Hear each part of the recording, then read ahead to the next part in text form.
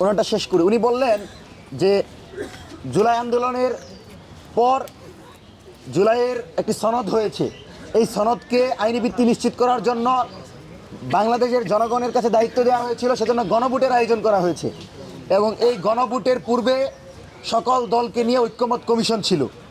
তো গণভোটের মাধ্যমে বাংলাদেশের জনগণ রায় দিয়েছে যে এই জুলাই সনদকে বাস্তবায়ন করতে হবে এবং হ্যাঁ বিজয়ী হয়েছে। তারপরেও বিএনপি সংস্কার পরিষদের শপথ নেয় নাই। আমরা স্পষ্ট এটাকে জুলাই আন্দোলনের সাথে এই প্রতিনিধিদের বিশ্বাসঘাতকতা বলে মনে করছি। আপনি কিভাবে আমাদের এই রক্তগুলোকে উপেক্ষা করেন? তারেক রহমান লন্ডন থেকে বাংলাদেশে আসতে পারতেন না যদি আমরা জীবন না দিতাম, যদি আমাদের ভাইয়েরা রক্ত না দিত।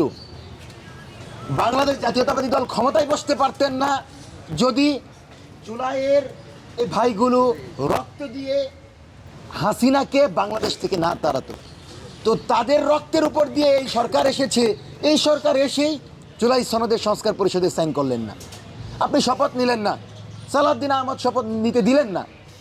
আমরা এটাকে স্পষ্টভাবে জুলাই আন্দোলনের সাথে বিশ্বাসঘাতকতা হিসেবে দেখছি এবং আমরা মনে করি সরকার প্রথম অধিবেশনে এই বিষয়গুলো স্পষ্ট করে দ্রুত সময়ের ভিতর সংস্কার পরিষদের শপথ নেবেন এবং তারা যদি শপথ না নেন তাহলে আমরা মনে করব আমাদেরকে উপেক্ষা করে বাংলাদেশে আধিপত্যবাদকে সমর্থন দিয়ে আওয়ামী লীগকে পুনর্বাসনের জন্য সবার আগে বিএনপি পদক্ষেপ নিয়েছে।